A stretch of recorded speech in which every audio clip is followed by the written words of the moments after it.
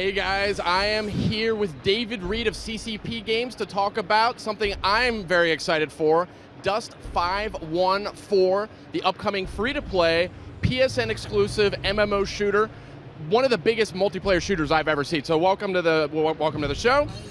You guys had some big news coming out of E3 here. A couple of things. You had the Vita companion app announcement. That's right. PlayStation Home. Give us the high-level details. What are you guys announcing? Absolutely. Well, first, we want to give a big thank you to everybody out there in the PlayStation family, all our fans following us on Tweet Fleet. It is such an incredibly exciting moment here for CCP. Years of work has gone into this project, and to be here in the Sony booth with some of the best developers in the world, this is just a super exciting moment for everyone at the company and all the work we've done on this. So thank you all for all your support. And back to what you're asking there about E3 and what we've announced here, it's a lot of stuff. So number one, we've confirmed that the beginning of our, we've already been in closed beta for a little while now with a handful of people, but we're ramping it up in a big way this month. And June 29th begins the first premier beta event that we're going. It'll be a long weekend event, the first of many over the course of the summer. And if you don't have a beta code yet, you could actually go right now into PlayStation Home and visit our Dust 514 space there, where the first 10,000 people are going to be getting all access beta codes to enable you into every beta event over the summer. So we've talked a lot about the beta, we've talked a lot about Home, and we're also talking about our Vita app. So we do have a PlayStation Vita app that will launch with the game. It's officially called Dust 514 Neocom. And what you'll get with this app on the Vita, it is completely free, just like the game, is access to a number of the things in the game that, in terms of the social connections, the in-game mail, and talking with people in the game and keeping up on the events there. It'll also allow you to customize your character, the fittings, the loadouts, all the things that you want to do, and it brings a much larger dimension of things you can do outside of the game to your gameplay. So you don't have to deal with a bunch of admin while you're in the game itself. You still can do that, but the Vita is completely additive to that. And one of the other things that we're doing here for the first time ever at E3 is giving people hands-on with PlayStation Move and with Sharpshooter. And so, it's a completely additive experience. If you choose to play with DualShock, no problem. If you want to play with Move, it's a great experience, and we're seeing, it's just fun to watch people try them both, and different people like it different ways, but it's working really, really well here, and we've got it running in the booth. Awesome. Hugely exciting. I'm really intrigued by that Neocom PS Vita companion app, and you mentioned it allows you to tweak your loadouts and customize your gear, and that was, honestly, that's a great jumping off point. One of the things that's got me so pumped on Dust 514 is I am a gear fiend. I mean, whether it's Call of Duty or Killzone, I love to customize my guns. I love to add scopes. I love to choose different guns. And to be able to do that on the go is awesome. But tell me a little bit about some of the gun variety and the equipment variety. I think we could spend a half an hour talking about just the sheer number of guns in the game. But give me some high level. Show Absolutely. me the variety. Yeah, well, why don't we take a look here if we can get on into the game here a bit and show you some of these things out to the audience. So at its essence, right, Dust 514 is going to be a very familiar first-person shooter mechanic for a lot of gamers on PlayStation Network who have been, who've played Battlefield, who've played Call of Duty, who've played those sort of multiplayer experiences. One of the biggest differences, to your point, is the amount of flexibility, customization, all the options you have with the kind of character you want to play. Many shooters kind of force you into these archetype roles, right? If you're going to be a sniper, you're a guy with light armor who hides around and you're a glass cannon. Don't get hit because you're down. If you're a heavy, you're a guy running around in big heavy armor and you have a big gun but you're slow as heck. Dust 514 allows you to change all of those ideas there. If you want to be a sniper who can take a couple of punches, just gear up in a heavy drop suit and you can load out that way. Or similarly, if you want to be a fast-running guy who has that heavy machine gun, you won't be as fast as the sniper right next to you, but you can still play the game that way. And so what we're going to do is we're going to try and take you into some of these ideas here and show you some of the well, not a good start here for our for the good guys apparently, but we're going to go ahead and show you here what some of those things look like in the UI in terms of the number of options that you have, the loadouts you can build, the skills that you learn to unlock certain equipment. Dust 514 is a shooter where you really do need to earn your way up to the highest levels of equipment, the best tiers of drop suits, the best vehicles and things like that. And driving a vehicle or using a weapon you're not perfectly skilled with can be a dangerous event to do on the battlefield. Now, this is interesting here. Just let's touch on this really quick. It's sort of the pre-game lobby, but you guys have a different take. This is where you can do a lot of this customization you were talking about. Absolutely. This is your mercenary quarters. It's analogous to the captain's quarters that we have in our PC MMORPG EVE Online. And it's sort of your single-player lobby where you can gear up as much as you want to. And what you're seeing here is going through a number of different drop suit fitting screens. So you got a heavy armor there, you got kind of your typical frontline sort of armor with an assault rifle.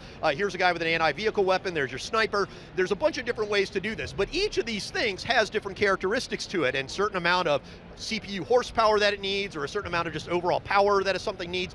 And you, as a gear fiend, as a self-admitted one, you're going to be tweaking these things. And as you can kind of see here on the right, there's just this huge amount of statistics. And now, you don't have to get all into this level of detail if you don't want to. At the end of the day, if what you're looking for is a 10-minute death match, pick up a gamepad or a move and jump into the game and shoot a few guys in the head, that's an easy thing to do with Dust 514. You'll be doing it for free and you won't be disappointed. But if you are looking for that deeper rabbit hole, we have an immense amount of customization options in gear, in drop suits, in vehicles, in weapons. And here we go. Let's take a look at these weapons. I mean, last time I played the game, there was laser rifles, shotgun. I mean, of course you got your submachine guns, your shotguns, your pistols and stuff, but you also have forge guns, swarm launchers, mass drivers, laser rifles, a lot of variety. Tell me about some of these more exotic weapons. Yeah, well, so keep in mind that Dust 514 is set firmly in and connected to the EVE Online universe, right? We're doing things here with Sony that cannot be done on any other platform in the world. And part of the connection between Dust and EVE is making sure that these things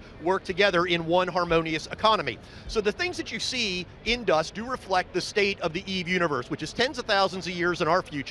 And yet, the essence of man-to-man infantry-based combat is still pretty much that sort of honest infantryman grunt work game. But the weapons that you see are very different, right? We have swarm launchers. These are things that you're going to want to use against larger groups of armor. We have well, yeah, we're not seeing those right now. We're going to jump right into the gameplay here, and you'll get to see some of this stuff in action. But the grenades, the mines, all those kinds of things that you're looking for. Now, as you go through the game, you will level up in your skills much like you do in EVE Online, and EVE players will be familiar with that sort of setup. You don't have to know it very well because we'll take you through it very deeply in Dust 514. But as you earn more skill points and unlock the ability to use more weapons and armor, you're going to want to tweak things just a bit. And you'll want to try that kind of a grenade or that kind of a mine or that kind of a rifle with this kind of a battle. You and your friends will start teaming up together and be like, all right, we're going to take this objective on this planet. We're going to need to have this kind of a guy here and this kind of a guy here and this kind of a guy here. And it adds a much deeper level of strategy to a first-person shooter. Now, it looks like we're deploying here. And we are. And obviously, the environments look huge, especially when you get down on the ground here. Tell me about how it's a bit of a sandbox style, very open-ended. Totally. It's not like a couple corridors and the best man wins. Yeah. This is like a bigger scale game set on a huge planet. Well, and this in fact is a new map from when we last talked to you guys at the Sony event in New York a few months ago. A much larger map here. These are the kinds of maps where we will be able to host 24 on 24 battles. These are the largest we've announced so far. And we've got all this running now on a new map with higher level of textures and resolutions than what we've seen over. Again, it is a game in continuous development. It's a live service, and a lot of these improvements are continuing along the way. And so what you have here, right, is typical sort of, again, moment-to-moment experience, a lot of what Battlefield and Call of Duty kind of play like. A lot of different weapons, a lot of different vehicles. And if you see we just released a trailer yesterday where people can see a lot of that actual in-game PlayStation footage. Blog, that's got the trailer, check it out. Absolutely. And so what you do now is you have the ability here, what we're doing is we're actually going to start trying to summon a vehicle. Apparently we can't right now in this location, but we'll get you one. And with that, right, you have the ability now to, again, you could be a guy who is a little more specialized with particular vehicles. You could be a guy who's a little more specialized on taking down vehicles. A lot of different options in the gameplay.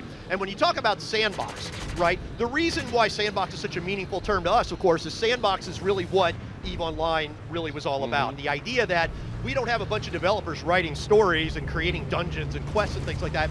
The players are doing this. We just build tools and we provide people the ability to tell their own stories in the EVE universe. Now, with Dust 514, we're opening that mechanic up to the PlayStation audience. Let's talk a little bit about that tie-in there to EVE Online, because there's some very interesting stuff, and I thought it was great that you mentioned that this players sort of tell the story in EVE Online. I mean, I was reading something not long ago about how one player amassed all these allies and they were attacking like the main store space station. That's exactly right. And that's incredible. And you guys are like, bring it on. Let's see what happens. That's awesome. But Yeah. that world is going to tie into Dust 514. Explain how that's going to work. Yeah, well, let's start from the beginning. It is one universe.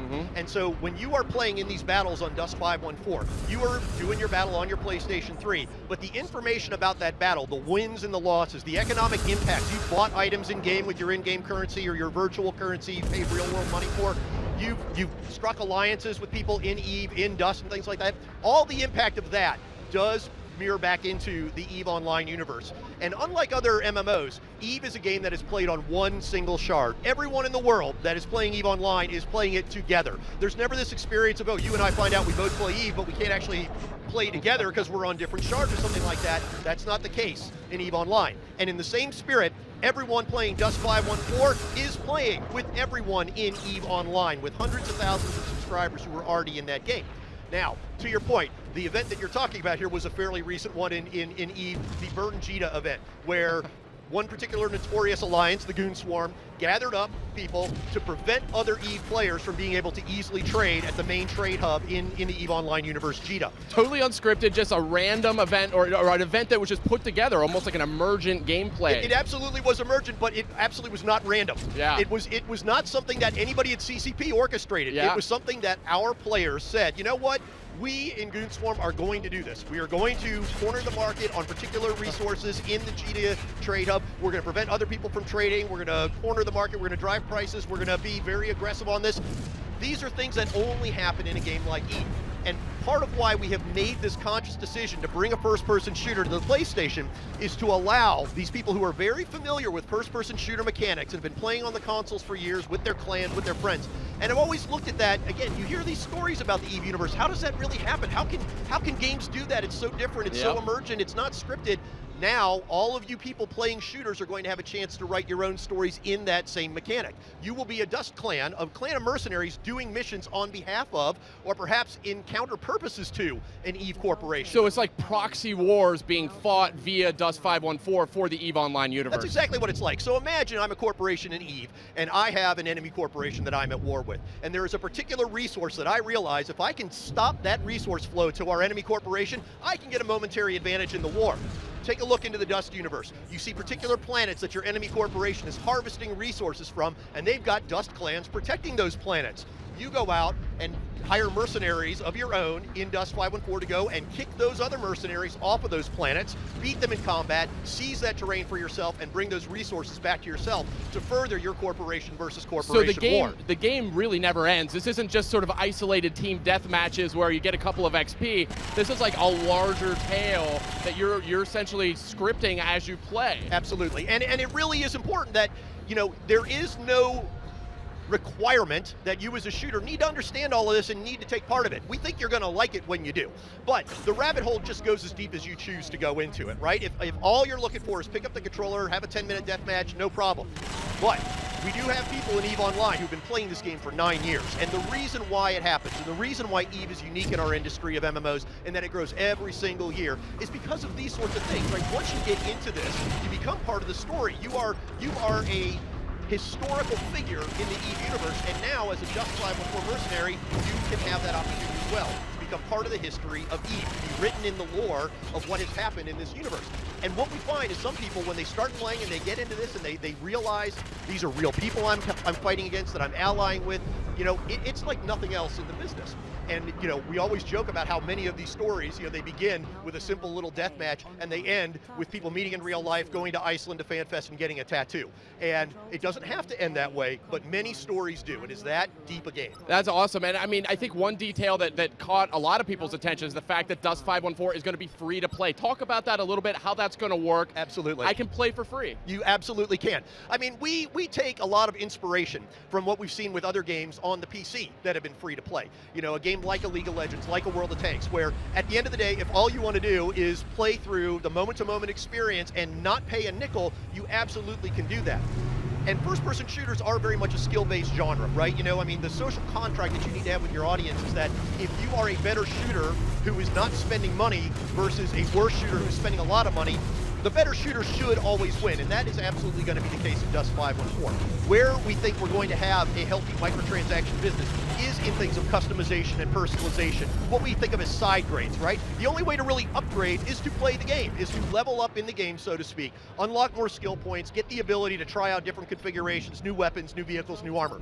And if you choose, You do that all with your in-game currency, or you can buy virtual currency, which we call ARB, using PlayStation currency directly off of PSN. And that will allow you to buy a weapon that is, for example, similarly powered. It's a side grade, but it might give you a different flavor of what combat is like. Or there will be cosmetic items. There will be drop suits. There will be vehicles. There will be all these ways. Tons of gear. Sounds like it's right up my alley. We're just about out of time. Where can people go to learn more about the beta that's coming to PSN June 29th? Absolutely. Well, there's a bunch of places for it, right? Number one, like we said, we're live in the home space right now. We're really excited about what we're seeing with the home community. That is a great place right now to go and learn more about the beta and to secure an all-access beta key.